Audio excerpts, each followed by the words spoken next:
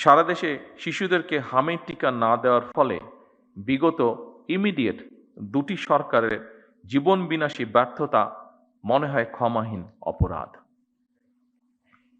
ভবিষ্যতে আর কখনোই যাতে এ ধরনের ঘটনার পুনরাবৃত্তি না হয়, বর্তমান সরকার সারা দেশে জরুরি ভিত্তিতে হামের টিকা দিয়ে তড়িৎ ব্যবস্থা নেওয়ায় আল্লাহর রহমতে পরিস্থিতি অবনতি কিছুটা রোধ করা সম্ভব হয়েছে এবং আমরা দৃঢ়ভাবে বিশ্বাস করি আপনাদের ঐকান্তিক প্রচেষ্টার ফলে এটিকে আমরা রোধ করে নিয়ে আসতে সক্ষম হব ইনশাআল্লাহ।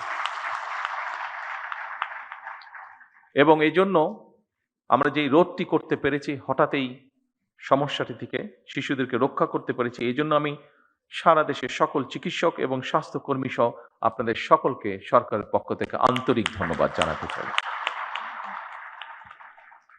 যারা তাদের প্রিয় সন্তানদেরকে হারিয়েছেন, সেই সকল পিতা মাতা এবং স্বজনদের কাছে আমি ব্যক্তিগতভাবে আন্তরিকভাবে দুঃখ প্রকাশ করছি। দেশের প্রতিটি হাসপাতাল ও স্বাস্থ্য কেন্দ্রকে জবাবদিহিতার আওতায় এনে নাগরিক স্বাস্থ্যসেবা নিশ্চিত করা মনে হয় এখন সময়ের একটি দাবি। আমাদের অবশ্যই মনে রাখা প্রয়োজন, স্বাস্থ্য এবং চিকিৎসা সেবা নিশ্চিত করা এটি নাগরিকদের প্রতি রাষ্ট্রের করুণা নয়, বরং সুচিকিৎসা নিশ্চিত করা রাষ্ট্রের কর্তব্য। সুচিকিৎসা পাওয়া নাগরিকদের মৌলিক অধিকার।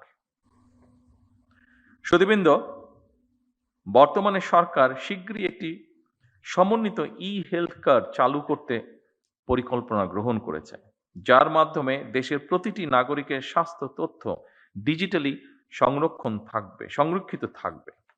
এতে যে কোনো নাগরিক প্রয়োজনে দেশের যে কোনো হাসপাতালে সহজেই চিকিৎসা সেবা গ্রহণ করতে পারবেন। এর পাশাপাশি বর্তমান সরকার ধাপে ধাপে একটি জাতীয় স্বাস্থ্য বীমা চালু করার পরিকল্পনা বা চিন্তা ভাবনাও করছে,